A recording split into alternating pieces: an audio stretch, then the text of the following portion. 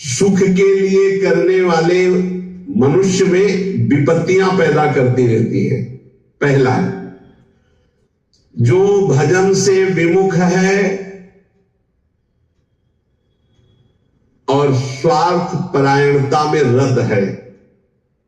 स्वार्थ परायण, कैसे धन बढ़े, कैसे भोग सामग्री बढ़े, कैसे कैसे, और भजन से विमुख है, वो कुछ भी कर ले परिणाम में उसे विपत्ति ही भोगनी पड़ेगी। वैसे हमें लगता है ये लिख लेना चाहिए, बिना भजन के कुछ भी कर लो परिणाम में आपको विपत्ति भोगनी पड़ेगी। हनुमान जी महाराज कहे, हनुमंत विपत्ति प्रभु सोई, जब तो सुमिरन भजन न होई। चाहे कुछ भी हो, नौकरी कर रहे हो, किसानी कर रहे हो, गृहस्थी, कुछ भी हो, नाम जप जरूर करो, तुम्हें विपत्तियों से बचा लेगा नाम जप। दूसरा, जो शरीर में शैतान वास करते हैं, उन शैतानों को जो अपने अधिकार में नहीं लिया उसको विपत्ति प्राप्त होती। शैतान काम, क्रोध, लोभ, मोह, मद, मत्सर, ये दुराचार कराने वाले शैतानों को जो अपने अधिकार में नहीं ले लेता, उनके अधिकार में समर्पित हो जाता है, उसको विपत्ति पे विपत्ति भोगनी पड़ती है। पहला, जो नाम जप ना करके केवल स्वार्थ के कार्यों में रत रहता है, कुछ भी कर ले विपत्ति भोगनी पड़ेगी। दूसरा, जो अपने शरीर को ये अंदर बैठे हुए शैतानों के हवाले समर्पित कर देता है, उनकी गुलामी स्वीकार कर लेता है, काम, क्रोध, लोभ, मोह, मद, मत्सर इनको शासन में नहीं लेता, उसको जीवन भर विपत्ति भोगनी पड़ेगी, शारीरिक, मानसिक, लौकिक, पारलौकिक। तीसरा, जो मृत्यु की तैयारी नहीं करता, उसे विपत्ति ही विपत्ति भोगनी पड़ेगी। मृत्यु की तैयारी कई बार चर्चा हो चुकी है। मृत्यु की तैयारी, यहां जीने की आशा में सब लगे हुए हैं, लेकिन मृत्यु की तैयारी कौन कर रहा है? वही जो गुरु कृपा पात्र है, वो मृत्यु की तैयारी कर रहा है। नहीं, सब बैंक बैलेंस की तैयारी कर रहे हैं, सब नाना प्रकार के भोग इकट्ठे करने की तैयारी कर रहे हैं। तुम्हारे बाप बाबा तुम्हें इतना कमा के नहीं देंगे कि तुम बैठे बैठे खाओ, तो तुम कमा के जब इतना जाओगे ना, तो ये बैठे बैठे इतना उपद्रव करेंगे कि जेल जाएंगे, नरक वाले काम करेंगे। नहीं, ये सुधरेंगे। ये सुधरेंगे तब जब इनको ठोकरें लगेंगी और स्वयं में ये तैयार होंगे, तब ये लोग परलोक संभाल लेंगे। ये भोग सामग्री से सुधरने वाले नहीं। अगर आप सोचते हो अपने परिवार को मैं इतना भोग सामग्री इकट्ठा कर दूंगा सुखी हो जाएंगे, तो अपने परिवार की दुर्गति का स्थान बना करके जा रहे हो। परिवार को सतमार्ग, धर्म युक्त बनाकर जाओ तो सुखी रहेंगे। अधर्म से कमाए हुए धन से परिवार को सुखी करने की चेष्टा करने वाला हर समय विपत्ति में ही फंसा रहेगा समय आने पर। मृत्यु की तैयारी न करने वाला विपत्ति में फंसता है।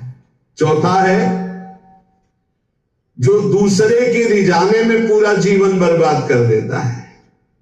दूसरे के रिझाने, ईश्वर से विमुख होकर दूसरों को संतुष्ट करने में पूरा जीवन व्यतीत कर देता है, उसको विपत्ति भोगनी पड़ती है। पांचवा, जो सतोगुणी भोजन, सतोगुणी वार्ता, सतोगुणी कार्यों को छोड़कर राजसिक और तामसिक भोजन करता है, राजसिक तामसिक क्रियाएं और वार्ता करता है, उसे विपत्ति भोगनी पड़ती है। छठवां, जानते हुए अपने दोषों का समर्थन करता है और दूसरे को निंदास्पद शब्दों से संबोधन करता है। बड़ा विचित्र समय आ गया है।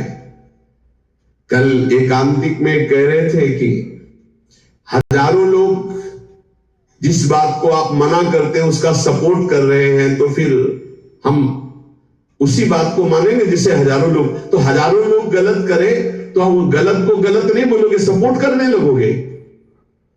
हजारों गलती कर रहे हैं तो तुम उसी गलती को सपोर्ट करोगे। हजारों शराब पी रहे हैं तो तुम शराब को सही मानोगे। हजारों मांस खा रहे हैं तो तुम आप उसको सही का निशान दे दोगे। हजारों व्यभिचार कर रहे हैं तो तुम सही का निशान दे दोगे। तुम्हारी बुद्धि भ्रष्ट हो गई। धर्म शास्त्रों के विरुद्ध आचरण करने वाले चाहे करोड़ों हो जाएं तो भी उसका विरोध होता रहेगा। अगर अंदर से आप विरोध करोगे तो निकल जाओगे दुर्गुणों से। यही बात कह रहे हैं, अपने दोषों का समर्थन करने वाले की दुर्गति होती है, विपत्ति में फंसता है। भगवान कह रहे त्यागा शांतिरंतरम, और उपदेश दिया दे रहा भोगा शांतिरंतरम। शास्त्र सम्मत जगत गुरु भगवान श्री कृष्ण की बात से बढ़कर किसकी बात होगी? ब्रह्म ऋषि जन भगवान की ही तो दी हुई बातों का अनुभव करके बोलते हैं। ये कौन सी रीति चल गई है? मनमानी आचरणों को साधना कहा जाता है। अपने दोषों का समर्थन करके उसे कहा जाता है वो पुराने जमाने की बातें थी, अब ये बातें माननी पड़ेगी। नहीं, ये 6 बातें जिनमें हैं उनको विपत्ति भोगनी पड़ेगी। करते सुख के लिए परिणाम दुख मिलता है। जो आनंद की प्राप्ति करना चाहते वो जगत में नहीं है, वो प्रभु में है। इसलिए सहनशील बनो। आए हुए अंदर काम वेग को, क्रोध वेग को, लोभ के वेग को सहना सीखो। जो सहन करता है वही साधक है, जो सहन कर जाता है वही महात्मा है। जो अपने दोषों का शोधक है, शोध कर दोषों का त्याग करता है, वही जगत का उद्धार करने वाला महात्मा बनता है।